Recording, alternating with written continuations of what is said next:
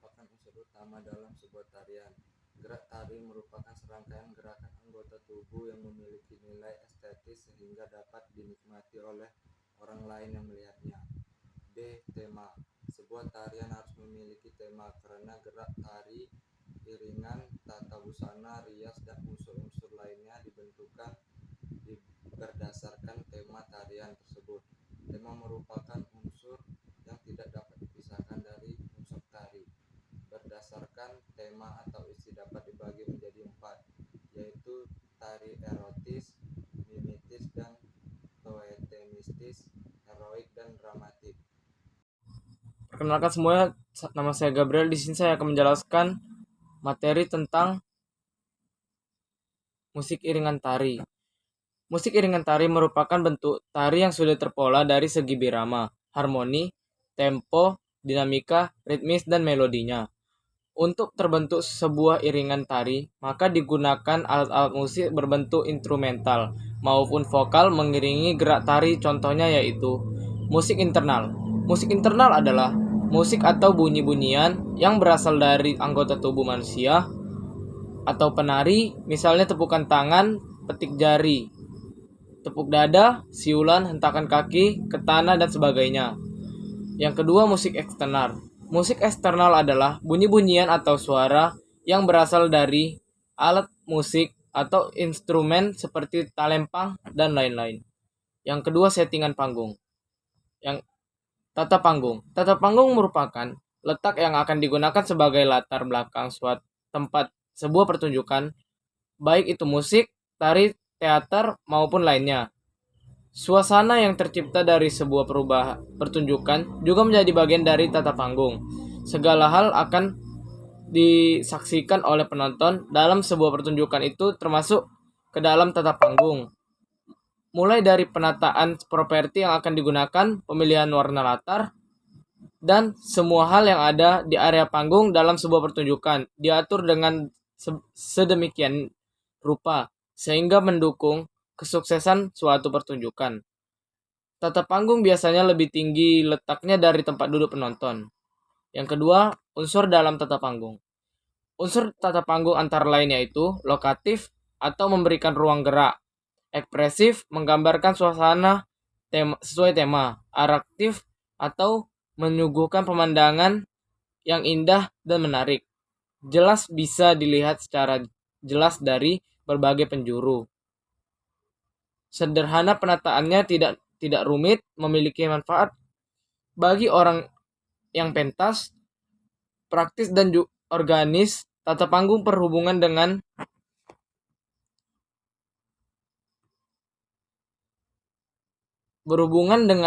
tata lampu, tata yang lainnya. Semua unsur harus dipertimbangkan. Tujuannya adalah agar tata panggung yang dibuat dapat mendukung kebutuhan dari suatu pertunjukan. Yang kedua, ragam tata panggung. Tata panggung terbagi menjadi 3 ragam, yaitu panggung tertutup, panggung terbuka, dan panggung kereta. Tata panggung tertutup terdiri dari proscenium, portable, dan arena. Yang kedua, tata panggung terbuka. Tata panggung terbuka terdiri bentuknya lebih bermacam-macam dan memanfaatkan tanah kosong, gedung, ruang depan rumah, dan lain sebagainya. Sedangkan tata panggung kereta yaitu suatu pertunjukan yang dipentaskan di dalam kereta. Yang keempat, fungsi tata panggung. Fungsi tata panggung itu sendiri adalah tata panggung yaitu agar pemandangan yang ditampilkan oleh pemain dapat terlihat jelas dari jarak tertentu. Selain itu, tata panggung juga berfungsi sebagai sarana berkomunikasi secara nonverbal, sehingga dengan penataan sebuah panggung di suatu pertunjukan itu dapat membuat penonton semakin memahami tema yang dipentaskan. Baik, jadi kali ini saya akan menjelaskan tentang pengertian dari tata busana, tata rias, dan properti. Yang pertama adalah tata busana. Tata busana adalah semua kebutuhan sandang yang dikenakan pada penari di atas pentas yang sesuai dengan peranan yang dibawakan. Contoh yaitu tari piring yang berasal dari Sumatera Barat, dan tata busana yang dipakai adalah baju kurung, dan fungsinya itu untuk memperjelaskan tema tari yang membantu menghidupkan karakter dan peran si penari. Yang kedua adalah tata rias. Tata rias adalah seni yang menggunakan bahan-bahan kosmetik untuk mewujudkan wajah peranan, dan di mana penonton harus bisa memperhatikan atau melihat lightning dan dari jarak jauh.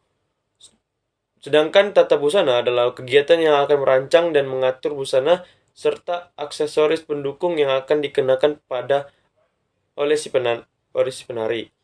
Yang terakhir adalah properti. Properti adalah arisan alat-alat yang menjadi perlengkapan dari suatu objek tertentu. Dan properti juga adalah segala hal eksternal baik yang dikenakan maupun tidak oleh para penari. Contoh sebagai bahan pendukung, perlengkapan, dan penambahan nilai estetika dan penyempurnaan dalam menyampaikan pesan pada suatu tari. Contoh yaitu tari piring. Tari piring menggunakan piring. Kalau tari topeng itu menggunakan topeng. Kalau tari selendang menggunakan selendang, dan lain-lain. Seperti tari kipas juga menggunakan kipas. Di sini saya akan menjelaskan materi saya. Materi saya adalah pola lantai dan lifting. Pola lantai. Pola lantai adalah pergerakan yang dilakukan dengan berpindah atau bergeser secara struktur. Fungsi pola lantai. Fungsi pola lantai adalah membuat gerakan penari terlihat kuat dan jelas. Jenis pola lantai. Jenis pola lantai dibagi menjadi 4, yaitu vertikal, horizontal, diagonal, dan melengkung. Lighting. Lighting adalah penataan peralatan pencahayaan. Fungsi lighting untuk menerangi seluruh bagian panggung. Sekian, terima kasih. Makna tari dalam gerak dan musik. Dalam tari ada 2 macam gerak, yaitu gerak imajinatif dan gerak imitatif. Yang pertama ada gerak imajinatif, yaitu gerak rekayasa manusia dan membentuk suatu tarian. Gerak ini terdiri dari gerak murni dan gerak maknawi. Gerak murni merupakan gerak yang mengutamakan keindahan gerak. Gerak murni adalah gerak yang tidak mengandung arti. Gerak ini dibuat semata-mata agar suatu tarian tampak indah. Gerak maknawi merupakan gerak yang memiliki makna maupun maksud tertentu. Gerak tersebut biasanya memiliki ciri khas yang mudah dimengerti oleh penonton. Dengan demikian, penonton dapat berkomunikasi dengan tarian. Yang kedua ada gerak imitatif, yaitu gerakan tari yang dilakukan sebagai hasil eksplorasi gerak yang ada di alam ini selain gerak manusia. Keberadaan musik dalam tari menjadi salah satu elemen penting. Musik atau iringan dapat memberikan suasana yang diinginkan dan mendukung alur cerita. Berikut fungsi iringan dalam tari. Pertama, pengiring tari. Musik dapat berperan untuk mengiringi suatu tarian. Kedua, pemberi suasana tari. Iringan dalam tari juga bisa memberikan suasana tari, seperti suasana sedih, gembira, tegang, dan bingung. Yang ketiga, ada ilustrasi atau pengantar tari. Iringan dapat memberikan suasana pada saat tertentu jika dibutuhkan dalam suatu gerak. Ada 2 macam jenis iringan tari, yaitu musik internal dan musik eksternal. Yang pertama dari musik internal, yaitu iringan yang bersumber dari penari. Sedangkan musik eksternal yaitu iringan yang ditimbulkan oleh alat atau instrumen yang dilakukan oleh orang lain. Di sini saya ingin membahas tentang makna tata busana dalam tari, makna properti dalam tari, dan unsur seni tari. Yang pertama saya ingin membahas tentang makna tata busana dalam tari.